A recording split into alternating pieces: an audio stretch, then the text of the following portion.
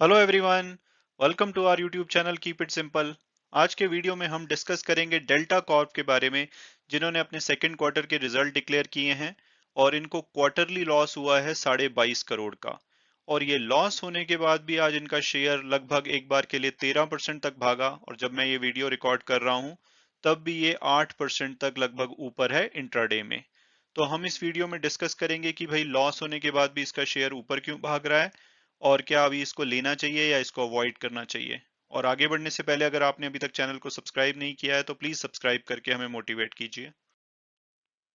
तो सबसे पहले अगर हम कंपनी ओवरव्यू की बात करें तो delta Corp limited casino gaming के मामले में भारत की इकलौती लिस्टेड कंपनी है।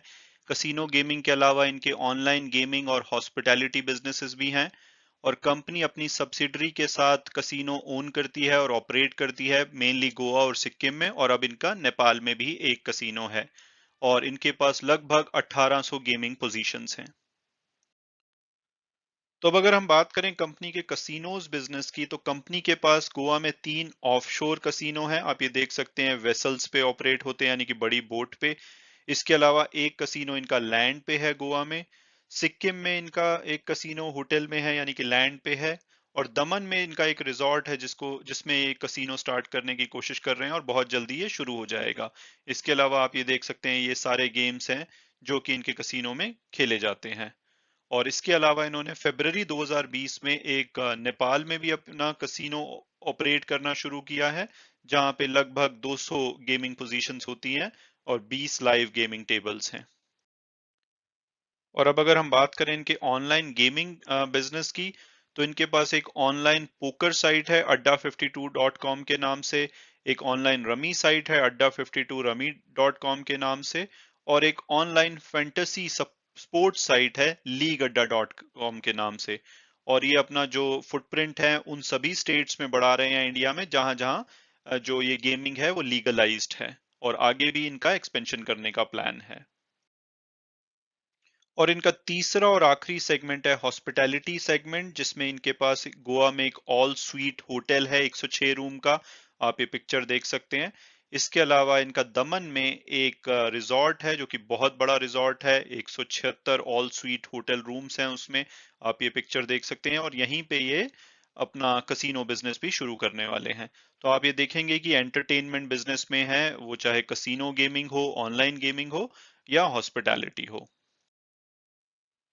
और अब अगर हम बात करें इनके शेयर होल्डिंग और फाइनेंशियल्स की, तो शेयर होल्डिंग में 33% इनका प्रमोटर के पास है, 8% के आसपास फॉरेन इंस्टीट्यूट्स के पास, 7% डोमेस्टिक इंस्टीट्यूट्स के पास, और 52% का बड़ा हिस्सा रिटेल शेयर होल्डर के पास है। तो ये एक इन ए वे थोड़ी सी चिंता की बात है कि एक स्मॉल शेयर होल्डर इसमें बहुत बड़ा पोर्शन होल्ड करते हैं।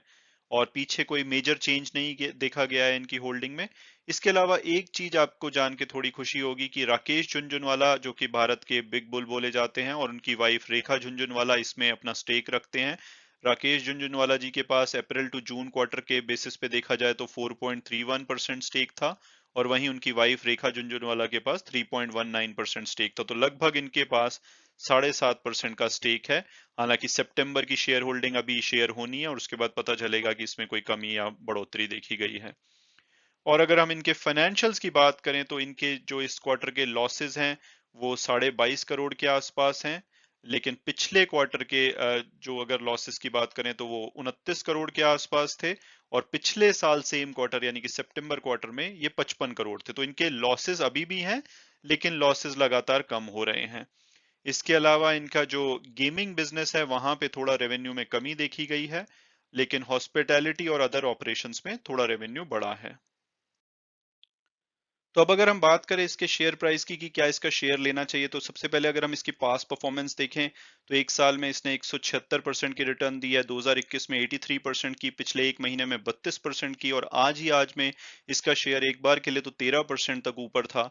लेकिन जब मैं ये वीडियो रिकॉर्ड कर रहा हूँ तो ये थोड़ा नीचे आया है और अब लगभग 8% इंट्राडे में ऊपर है।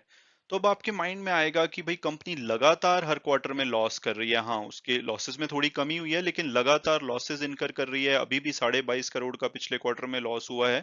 तो शेयर इतना तेजी से क्यों भागा है? तो उसका रीजन है कि मैनेजमेंट ने बताया है कि जो अभी अक्टूबर में 10 या 11 दिन गए हैं उसमें जितना रेवेन्यू कंपनी ने कमाया है वो पिछले पूरे क्वार्टर में ऑलमोस्ट उसके बराबर था। तो आप इमेजिन कर सकते हैं कि ये क्वार्टर काफी प्रॉफिटेबल रहने वाला है। और लगातार कोविड की रेस्ट्रिक्शन पिछले 1.5 साल से लगी हुई थी, जो कि बहुत ज्यादा बढ़ गई थी सेकेंड वेव के टाइम पे, जो कि अभी पिछले कुछ वीक में ही खुली है।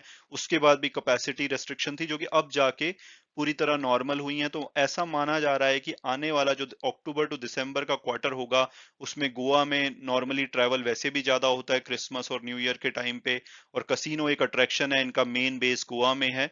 तो ऐसा उम्मीद की जा रही है कि इनके प्रॉफिटेबल बहुत ज्यादा प्रॉफिट इनके बढ़ेंगे, और जिसका कि शेयर प्राइस में रिफ्लेक्ट होगा। तो उसी उम्मीद में इन्वेस्टर इसमें, शेयर होल्डर इसमें बाइंग कर रहे हैं।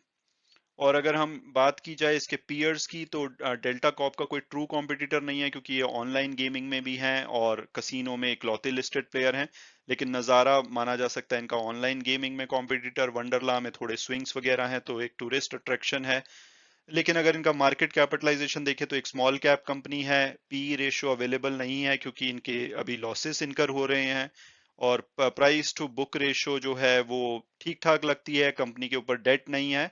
और आगे जो पोटेंशियल है उसी के बेसिस पे शेयर इसका भाग रहा है। तो कि आने वाले टाइम में इनका कोई कॉम्पिटिटर नहीं है। कसीनो एक ऐसी चीज है जो लोगों को अट्रैक्ट करती है, लोगों में बहुत ज्यादा ट्रैवल को लेकर वो है, आई मीन रिवेंज है कि भाई वो बहुत ज्यादा ट्रैवल करने वाले हैं, जो कि पिछले 1 1.5 साल से 2 साल से नहीं कर पाए हैं। तो उसी उम्मीद में इसका शेयर प्राइस बढ़ रहा है। तो शॉर्ट टर्म में एनालिस्ट ऐसा मानते हैं कि 325 से 340 तक जा सकता है कुछ ही सेशंस में।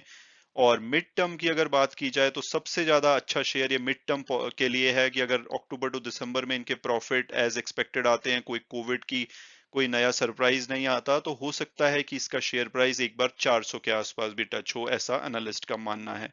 हालांकि लॉन्ग टर्म में थोड़ा सा ये एक रिस्की शेयर हो सकता है, क्योंकि इनका जैसे ऑनलाइन गेमिंग है, वहां पे कर्नाटका ने पीछे रेस्ट्रिक्शंस लगाई हैं, तो ऐसे चीजें इनको तंग कर सकती हैं अगर कहीं पे प्रॉफिटेबल हो और सडनली रेस्ट्रिक्शंस लग जाएं।